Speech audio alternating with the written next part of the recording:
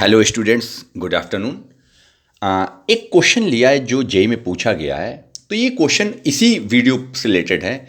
If we consider that 1/6 in place of 1/12 mass of carbon atom is taken to be the relative atomic mass unit, the mass of 1 mole of a substance will, क्या होगा अगर जब हम लोग compare करते हैं। अभी आप प्रीवियस वीडियो लेक्चर में हमने एक्सप्लेन किया है, 1/12 of mass of 1 atom of carbon से कंपेयर करते हैं।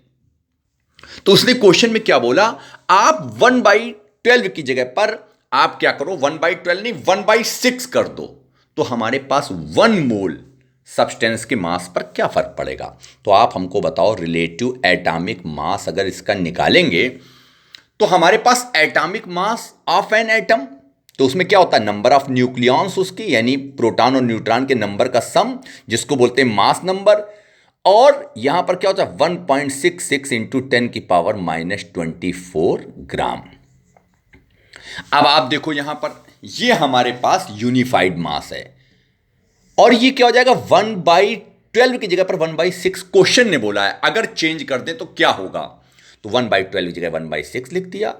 मास ऑफ 1 एटम ऑफ कार्बन, तो हमें पता है कि कार्बन का सिंबल होता है 6C12, और ये जो ऊपर लिखा रहता है यही हमारे पास है मास नंबर, जिसको ए से रिप्रेजेंट करते हैं, यही है P+N, यानी हमारे पास number of proton plus number of neutron.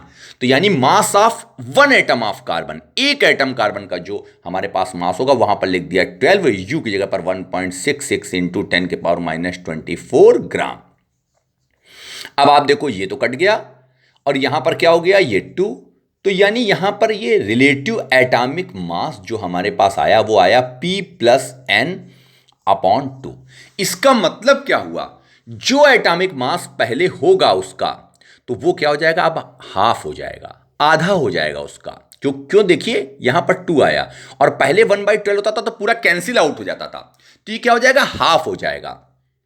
तो यहां पर जो एटॉमिक मास उसका जो होगा हमारे पास, सपोज दैट हमने यहां पर ले लिया 7N14, तो इसका मतलब है ये हमारे पास है मास नंबर, यानी P+N न्यूक्लियॉन्स। तो यहां पर हम क्या लिख देंगे, 14/2, तो यानी क्या हो जाएगा 7। ये रिलेटिव एटॉमिक मास निकल आएगा 7, यानी हाफ हो जाएगा। अगर आप 1/6 लोगे इन प्लेस ऑफ 1/12, तो हमारे पास क्या हो जाएगा, वो उसका एटॉमिक मास हमारे पास क्या हो जाएगा, हाफ हो जाएगा। या हम ये बोले कि उसका जो मास होगा 1 मोल का, वो भी क्या हो जाएगा, हमारे पास हाफ हो जाएगा। Thank you so much. I hope ये वाला क्वेश्चन आपको पूरा कंसेप्ट से रिलेटेड पूरा क्लियर हो गया होगा। ओके।